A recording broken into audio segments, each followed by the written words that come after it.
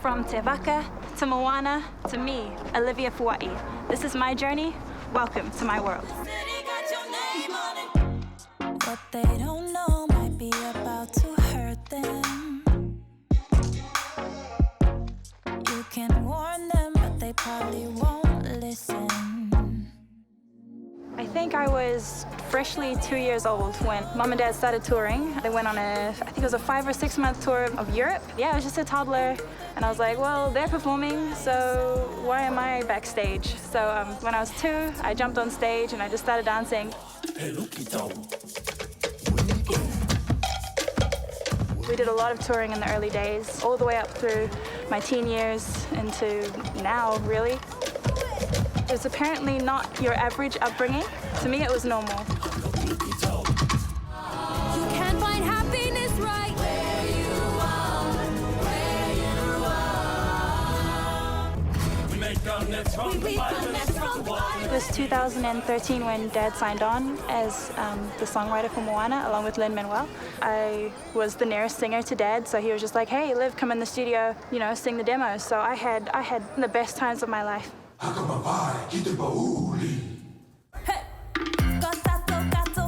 Definitely very proud of my family. I'm very lucky because, you know, we make a good team. Dad, he's a genius. I don't know how else to put it. It's a great apprenticeship for me, you know, to be able to work with him. It's just so cool to see him take his take on, you know, the Pacific culture and music and just see him spread it all over the world. I'm super lucky. I'm super lucky with my family.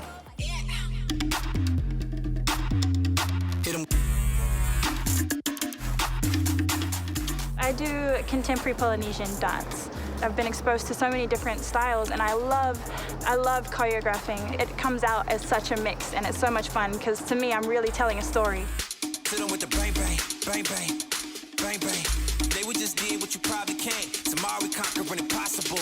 I've had some really cool responses. Oh, my favorite is people tagging somebody else and being like, girl, we got to get back into dancing. I'm like, yes! It's so exciting to me that people see my stuff and they're like excited to create and choreograph and dance again, you know, because a lot of people like danced back when they were younger and they kind of just stopped. But as Polynesians, when we dance, it gives you a lot of identity, and it feels really good to be connected to your culture.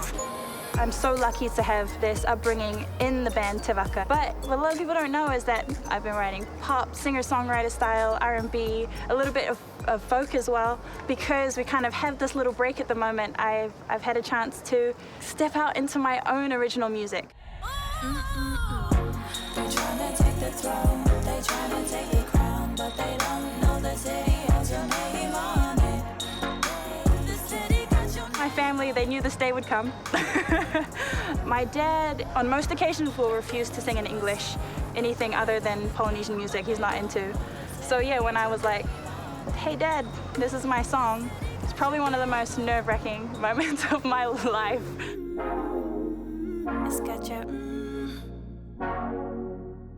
You know, he seemed a little bit disappointed, I'm not gonna lie, but then he was excited, which got me really excited because he was inspired to help me, which was a big deal.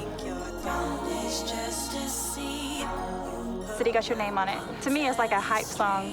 It doesn't sound like a hype song, but if you listen to the lyrics, it's super chill, but it's just like really just hyping you and your team up and your partner, and just like, City's got our name on it. Well, City's got your name on it. You know, you got this, I got your back, and we can do anything. It's that kind of vibe, but it sounds so chill. It's fun.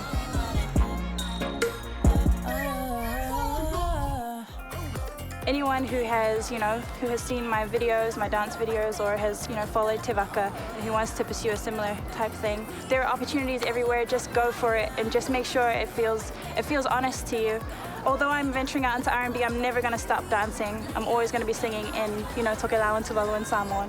So if you can, stay connected with your culture because it gives you so much identity, and it's something that we can be very proud of.